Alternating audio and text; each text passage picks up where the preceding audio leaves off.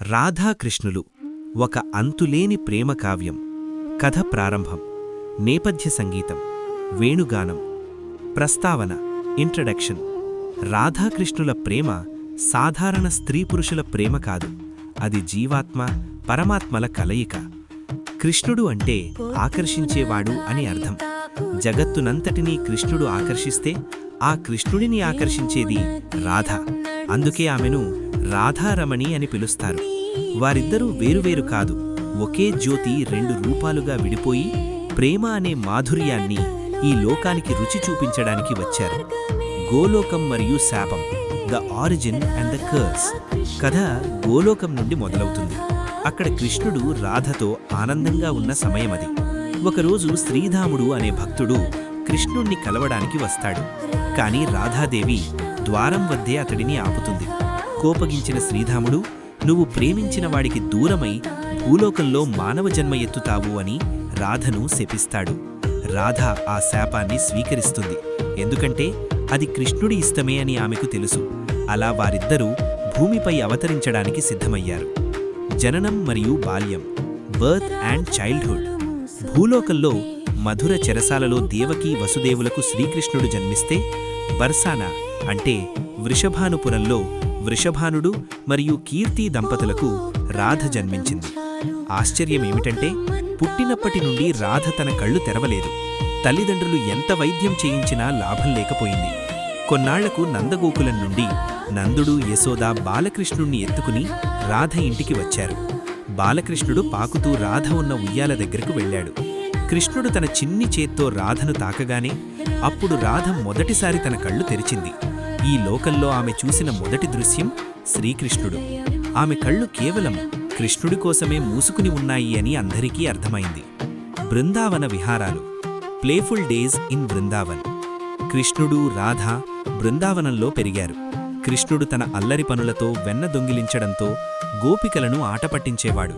కాని రాధ మాత్రం కృష్ణుడి రాక కోసం ఎప్పుడూ వేచి చూసేది.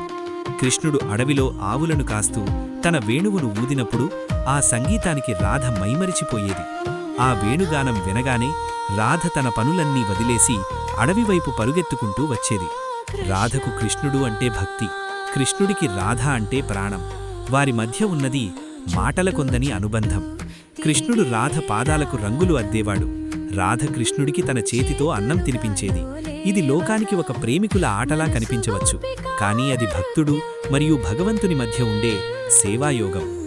మహారాసలీల, ద మహారాసలీల. శరదృతువు పౌర్ణమి రాత్రి అంటే శరత్పూర్ణిమ, రాధాకృష్ణుల ప్రేమకు పరాకాష్ఠ. ఆ వెన్నెల రాత్రి కృష్ణుడు అద్భుతమైన వేణుగానం చేశాడు. ఆ పిలుపు విని గోపికలందరూ ఇళ్లు వదిలి యమునా తీరానికి వచ్చారు. అక్కడ కృష్ణుడు రాసలీల ప్రారంభించాడు. ప్రతి గోపికకు తాను కృష్ణుడితోనే నాట్యం చేస్తున్నానని అనిపించేలా కృష్ణుడు ఎన్ని గోపికలుంటే అన్ని రూపాలు ధరించాడు. కాని అసలైన కృష్ణుడు మాత్రం రాధతోనే ఉన్నాడు. రాధలేనిదే రాస్ లేదు, రాధలేనిదే కృష్ణుడూ లేడు. ఈ రాసలీల కామక్రోధాలకు అతీతమైన ఆత్మ ఆనందాన్ని సూచించే ఘట్టం. విధి రాత, మధుర పిలుపు. కాలం ఎప్పుడూ ఒకేలా ఉండదు. కంసుణ్ణి సంహరించాల్సిన సమయం ఆసన్నమైంది. కృష్ణుడు అక్రూరుణ్ణి పంపి కృష్ణుణ్ణి, బలరాముణ్ణి మధురకు రమ్మని ఆహ్వానిస్తాడు. కృష్ణుడు వెళ్ళక తప్పదు, కాని వెళ్లే ముందు రాధను ఒప్పించాలి. కృష్ణుడు రాధను కలవడానికి వెళ్ళాడు. రాధ అప్పటికే మౌనంగా ఉంది. ఆమెకు తెలుసు కృష్ణుడు వెళ్ళిపోతున్నాడని. కృష్ణుడు రాధతో, రాధా, నేను ధర్మస్థాపన కోసం వెళ్ళాలి, నన్ను వెళ్ళనివ్వు అన్నాడు.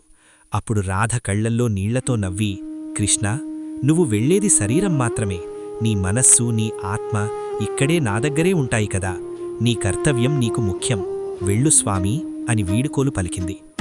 వేణువు త్యాగం, సాక్రిఫైస్ ఆఫ్ ద ఫ్లూట్. వెళ్లే ముందు కృష్ణుడు తన ప్రియమైన వేణువును రాధకు ఇచ్చేశాడు. ఈ వేణువులో నా ఊపిరి ఉంది, ఇది నీ దగ్గరే ఉంచుకో, ఇకపై నేను మళ్లీ వేణువును ముట్టుకోను అని ప్రతిజ్ఞ చేశాడు. అందుకే మధురకు వెళ్లిన తర్వాత కృష్ణుడి చేతిలో ఎప్పుడూ సుదర్శన చక్రం లేదా పాంచజన్యం అంటే శంఖం కనిపిస్తాయి, కానీ వేణువు కనిపించదు. వేణువు రాధ దగ్గరే ఉండిపోయింది. ఆ సంగీతం అక్కడే ఆగిపోయింది. చివరి చూపు, ద ఫైనల్ పార్టింగ్. అక్రూరుని రథమెక్కి కృష్ణుడు వెళుతుంటే గోపికలు రథం చక్రానకు అడ్డుపడ్డారు. కాని రాధ మాత్రం దూరంగా నిలబడి కన్నీళ్లతో కృష్ణుణ్ణి చూస్తూ ఉండిపోయింది. కృష్ణుడు వెనక్కి తిరిగి చూస్తూనే వెళ్ళిపోయాడు. అప్పటితో బృందావన కృష్ణుడు ముగిసిపోయాడు. మధుర కృష్ణుడు మొదలయ్యాడు. ఉద్ధవుడి సందేశం, ఉద్ధవ్స్ మెసేజ్. కొంతకాలం తర్వాత కృష్ణుడు తన మిత్రుడు ఉద్ధవుణ్ణి బృందావనానికి పంపుతాడు. ఉద్ధవుడు జ్ఞానమార్గాన్ని బోధించడానికి వస్తాడు. కృష్ణుడు దేవుడు, అతన్ని మనస్సులో ధ్యానించండి అని చెప్తాడు. కాని రాధా గోపికల ప్రేమను చూసి ఉద్ధవుడికి మతిపోతుంది. జ్ఞానం కంటే ప్రేమ గొప్పది అని తెలుసుకుంటాడు.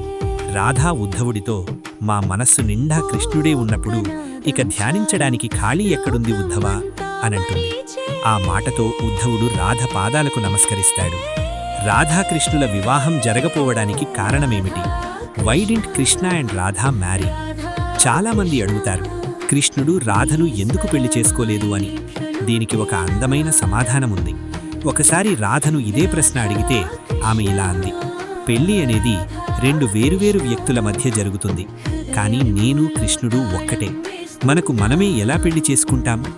మరొక కారణం, రుక్మిణి లక్ష్మీదేవి అవతారం కాగా రాధ భక్తికి ప్రతీక. కృష్ణుడు రాధను పెళ్లి చేసుకోకపోవడం ద్వారా ప్రేమ అనేది బంధాలకు, వివాహాలకు అతీతమైనదని ప్రపంచానికి చాటి చెప్పాడు.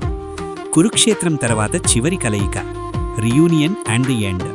సంవత్సరాల తర్వాత కురుక్షేత్ర యుద్ధం ముగిశాక కృష్ణుడు తన అవతారం చాలించే ముందు రాధను చివరిసారి కలిశాడని పురాణాల్లో ఉంది.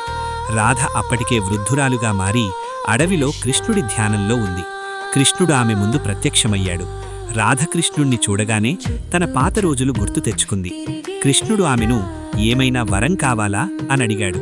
రాధ చివరిసారిగా నీ వేణుగానం వినాలని కోరింది.